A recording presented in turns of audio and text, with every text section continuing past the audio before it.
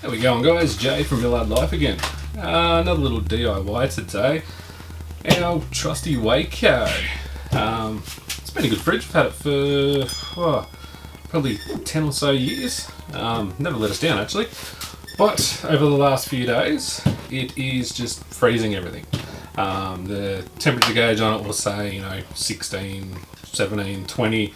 It'll keep going up, but the fridge just keeps running and running and running, freezing everything. Pretty common thing with fridges. Eventually, the thermistor will go inside of them. So thermistor, thermal resistor, thermostat, whatever you want to refer to it as. Some can be a real pain in the neck to change. Some aren't too bad. So I've got a replacement part here. Brought a genuine one. It's probably, I think it's about $40 odd. Not overly expensive.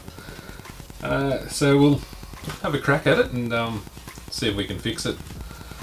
It's probably one of those jobs that you wouldn't take on unless you are confident in it. Remembering these fridges do consist of a 240 volt side, so just be careful. The 240 volts not something to play around with. But let's pull the cover off and we'll have a look what we're dealing with. Take the lid off because that's just going to end up falling on the ground on us. Flip the fridge upside down. Might be due to give it a bit of a clean while I'm at it. Hasn't been cleaned in a while. So you want to pull the cover off that covers up the compressor side of it. Pretty straightforward. A few screws on the bottom, a few down the side, each side, and we'll pop that off. So let's get into it.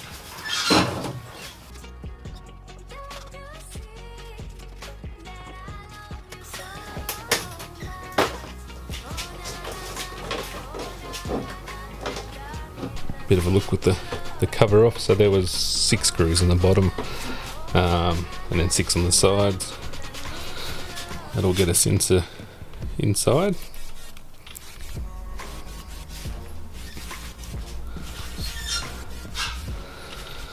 You'll need to pull off the backing plate here as well to get access. A lot of people just undo the front screws and then fold down the metal brackets. I don't really like that idea of folding them down, so I'll probably unscrew the whole thing and move it out the side. Now there are 2 different types, well, there's probably a few different types when it comes to replacing the thermistor inside one of these WAECOs. The thermistor itself runs from the control panel down the front, up through, around, and then underneath the cover here. So right down to the base of your fridge. Which is where it can get tricky depending on your model. So it'll sit basically smack bang in the middle, underneath everything. This cover here is not really designed to come off. So there are some of the older fridges, you will have to remove this cover. When it's built, they spray an expandable foam in there which forms the mold, forms the shape. So to get it off, unscrew the bottom. Then you'll have to pry it from that foam, from that styrofoam. A little metal ruler up underneath the sides, a few taps, it'll come off. But fingers crossed, we don't have to do that with this one. So let's pull the compressor open and have a look.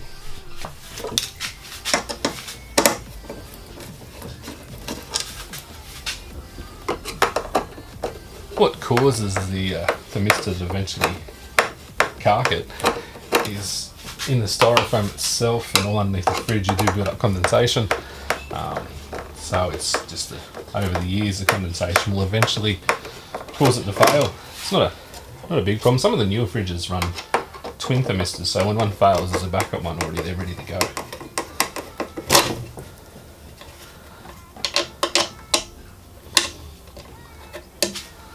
Let that go out of the way. Couple of screws at this end.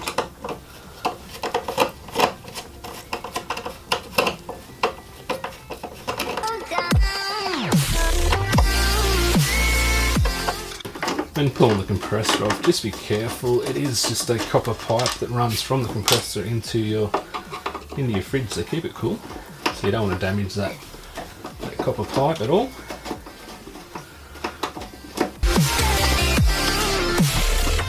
like I said, the thermistor runs into the control panel here. 2 screws on there, and then that one will pop straight off. And this little black wire here, that's the one we're chasing. So the cable comes from your top control panel down inside the styrofoam, pops out that hole just down there, across, up, and then in through there into the base. So we're lucky with this model that we don't have to pull the bottom off. It'll just slide out.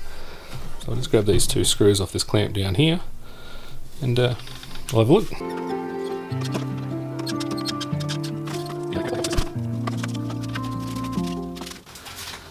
We just want to run the new one down the side of that guy if we can.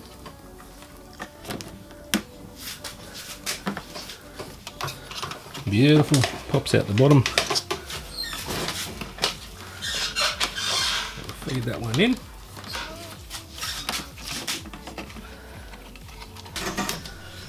There's our new one down the other end. Follow it. Follow exactly where the old one went. Just straight through there, around it up there. Now, to get this one out, simply pull him out. You may have seen a bit of water come off that then. That is the condensation. The white stuff on it is a thermal compound paste. So try and grab yourself some of that, put on the new one before it goes in. But yeah, we'll clean this one up, some thermal paste on the other one, and slide it in. So there's the new one with a bit of thermal compound on it ready to go in. Remember there are 2 types of a thermal compound. You can get setting and non-setting. You want non-setting for this type. And if you did have to pull your base apart to get your old one out, I'd probably highly recommend trying to place it so you can do like we've done here, where it comes in through the hole underneath the base. So if you need to change it again at any point, you're not trying to pull it apart. So that one there will slide in the hole as far as we can. Goes to right there. Put our screw clamps down. Get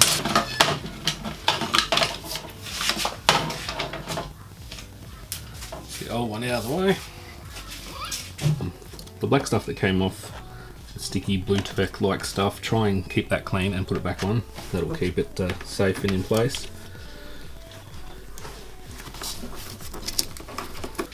You want to keep this black tacky stuff nice and clean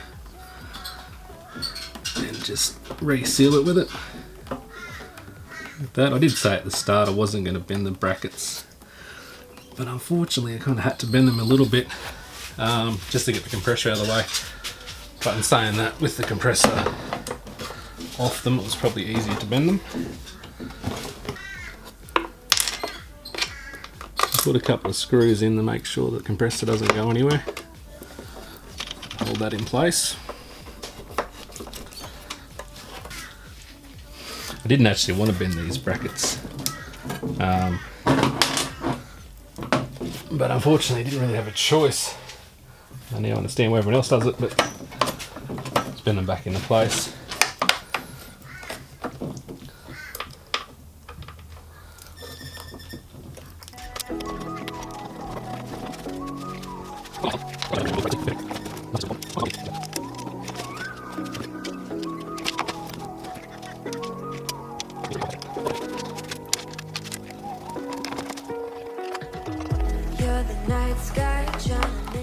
Screw gun would probably help a lot with the 20,000 screws.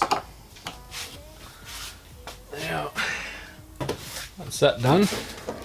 Cover back on.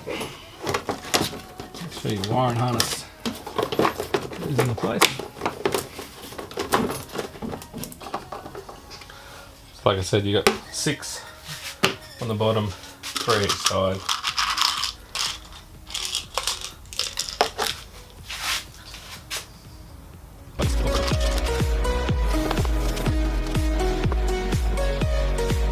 Yeah.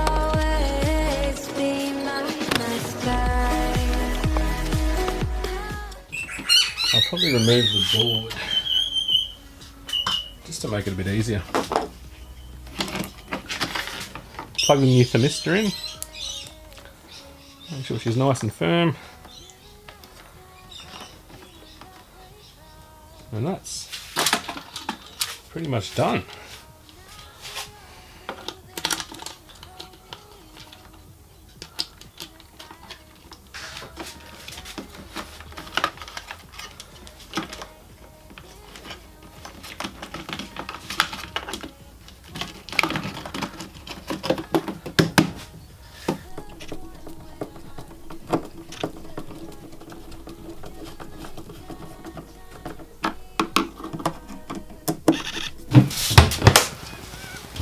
And that's that. The thermistor replaced in a, what have we got, a CF50 I believe this one is.